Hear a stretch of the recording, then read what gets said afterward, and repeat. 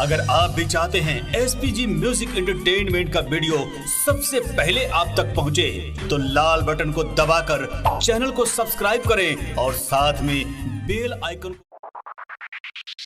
music by मन कर जाई नहीं हर सखी सखी सखी डीजे मिठू संया कोई दिल हमके लोट सखी का कही हम ससुरा के लीला संया चीज पट के मारेला संया चीज पट के मारेला का कही हम ससुरा के लीला संया चीज पट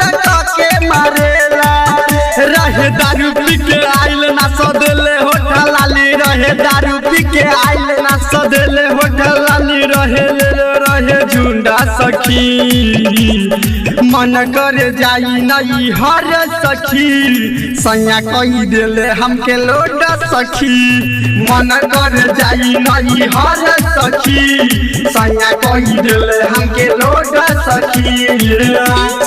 मन कर जाई नहीं हर सखी गोस्वामी डिजिटल रिकॉर्डिंग स्टूडियो संया कही देले हमके लोट सखी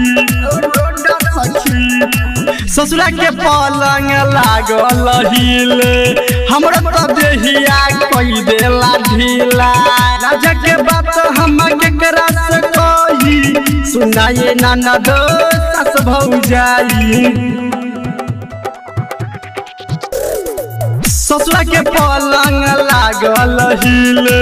हमरा तो देहिया कोई देला ढीला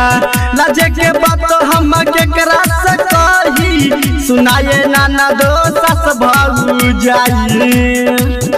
चली जाई न बहरा न तो चली जाइब नहरिया न तो चली जाई बहरा न तो चली जाइब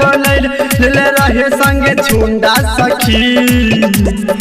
मन कर जाई नहीं हर सखी संया कही देले हमके लोट सखी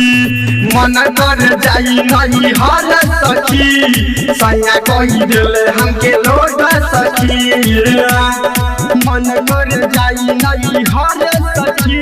सखी म्यूजिक बाय डीजे मिठू संया कही देले हमके लोट सखी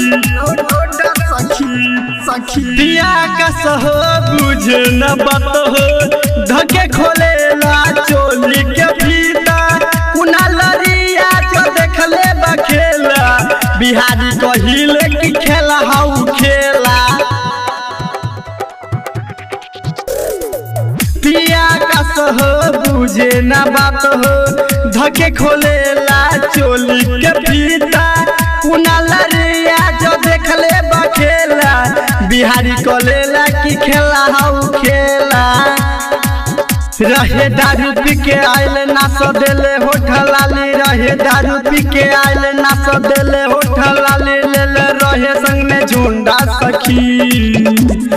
मन कर जाई नहीं हर सखी संया कही देले हमके लोट सखी मन कर जाई नहीं हर सखी संया कही देले हमके लोट सखी गोस्वामी डिजिटल रिकॉर्डिंग स्टूडियो